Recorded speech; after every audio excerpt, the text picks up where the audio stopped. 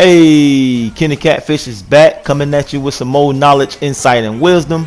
This is volume 5 on the defensive side of the ball. Probably gonna do about maybe 2 or 3 of these little segues, so kick back and get your crayons. Alright, so we're gonna name this the dynamics of catching user picks. So I'm 20 years deep in the game. I've been playing since 99, 2000. Going hard since the PS1 era, coming out of the Super Nintendo era. Here's that famous RPO peak zone bubble type of play, and that just shows you on instincts. Let's go back real quick. Notice how I did 3 things in one. I'm strafing with L2. I paused to check to see if a handoff was coming, and I read and reacted accordingly and caught a user pick. And like I say, I'm 20 years deep in the game, so these things come naturally. This is like second nature to me, and it have to be like that for you over time throughout child and an era. Now I know a lot of guys, you already have user skills and stuff, so this is not for you. This is for the people who are scared to come back here on the back end and get jiggy with it on the linebackers in the secondary.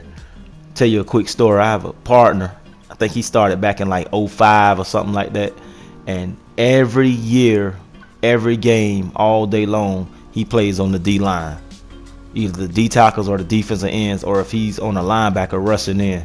That's because he had a mental block in his mind of fear of being mossed and being out of position. That's the glory that you get. Stuff like that, stuff like this. This is the glory that you get. You can't do this on the D line, picking off a screen user pick. Look at that. You can't do that on the defensive line.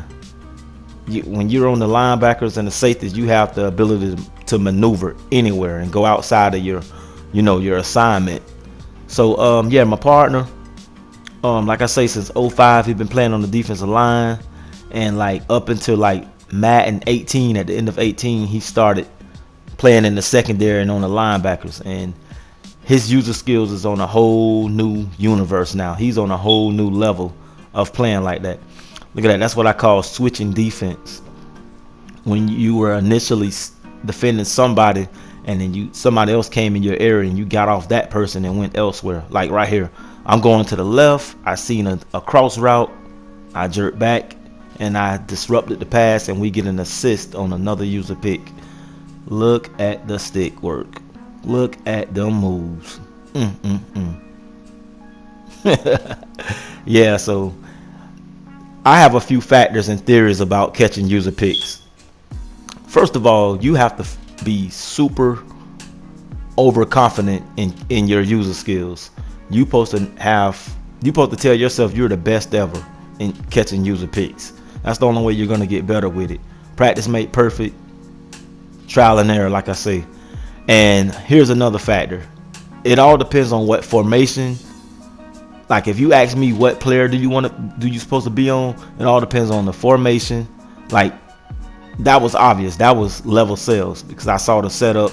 I'm thinking tight end, corner, running back, table route. So I get in the middle of both of them. It's funny, I'm playing against Pittsburgh again, and he did the same play, and those are 2 different users. Those are 2 different games I just played and got user picks in the same area. That's funny. So yeah, the formation that the offense is in, like this, I'm thinking 4 vertical. Well, vertical. Switch route. Well, switch type of concept on my behalf on defense. Yeah. The formation, what you think the player is going to do, the down and the distance. Look at that, hanging on the cornerbacks because I know the down and distance. Like I know that he can kill me on that outside. And that was a man coverage play, and we just switched over and got off the assignment when he got a user pick.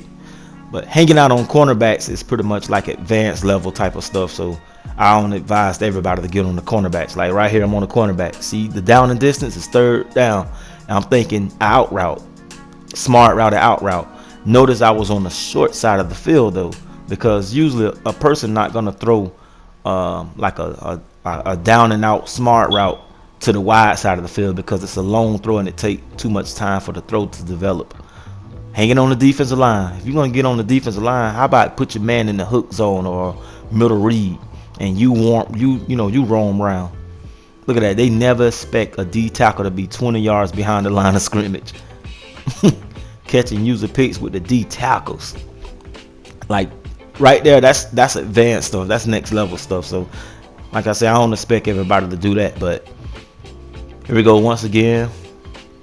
Setting my other players up, getting on the D line. I saw a cross route because I know that users can take advantage of the computer controlled defenders, because the computer controlled defenders are going in the, they're kind of like, I hate to say animated and programmed, but so many users are just so used to, like in their brain, in their hindbrain, they so used to how the computer is generated to run and maneuver. But you being on certain players and going outside of your zones, like right then I knew I had to defend Moss because Moss had the start on and he automatically comes down with it if it's not double coverage. But yeah, so that's the ability that you have as a user. When you're not on the D line, you can roam anywhere. But yeah, so the formation, the play that you think the user is going to do, or the route that you think he's going to do, the down and distance, whether it's the short side of the field or the wide side of the field, that determines where you're going to be at. The strong side of the formation or the weak side of the formation. Another factor is like the play history. Like if you're in the second, third, fourth quarter, you done seen the play before, the formation. You have an inkling, an idea of where the guy is going based on the previous formation. Just like that. Like when you come to the line of scrimmage, you should automatically be counting like, okay, so it's 2 to the left, this is a slot receiver, this is a wide receiver, his possibility of doing this is that. See, like I was thinking tight end, corner at the same time. I split all of his players and paused to end up with a user pick. But you gotta learn how to use that L2, boy. That L2 is something serious. Like I say, this is for beginners. A lot of people have been around a long time, but you do have a handful of people who user skills are like ass. User skills suck out there on the back end. My long-term brother, who I play this game with, we got like 20 years deep in the game. We both feel like we're David and Goliath out here with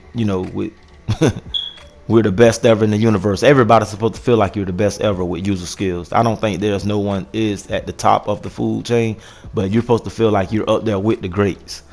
But yeah, so it's a few people that watch us play sometime, and one guy told us that when that ball is in the air, when me and him is playing against each other, it's like the old day Sonic Hedgehogs, like Sonic and Tails when they're racing and switching lanes and just going back and forth, switching lane, because you're fighting for that underneath position. Like look at that. Every time you see a user pick, I'm trying to get underneath leverage on my opponent. Having that underneath position is the key to it all. You want to be the first one to be underneath. Like the easier way to catch user picks is the shallow crosses. That's obvious. That's why I showed shallow cross routes in the beginning. Those are the easier ones. But the more advanced ones is when you're going on the back end and you click and strafe at the same time, turn around and time it and use a pick. Here's another tip. Down here in the red zone, most of your user picks will be caught in the front of the end zone, because most people, like the Mika Yoda guys, they only throw in the front of the end zone. They don't throw in the back of the end zone. They throw like in the very tip because it's too much traffic and too much movement going on. So they like to throw like touchdowns like that. So that's a nice little thought to have in your head. The advanced level guys and the next level guys, they're the ones who do the tricks and gimmicks and high passes and fades and corner routes deep in the back of the end zone. So I always like to anticipate my interceptions in the front of the end zone, like right here in the front or the middle, and you come up with success like that. So yeah, I'm gonna do like maybe 1 or 2 more of these user pick type of videos, dropping a little bit of logic out here for you guys. And over time, man, this stuff becomes simple, man. It becomes second nature. But check me out, we're in overtime, so In your brain, you should be processing that everything is going to be trying to be safe and short. Look at that there. Boy, you gotta love that stick work.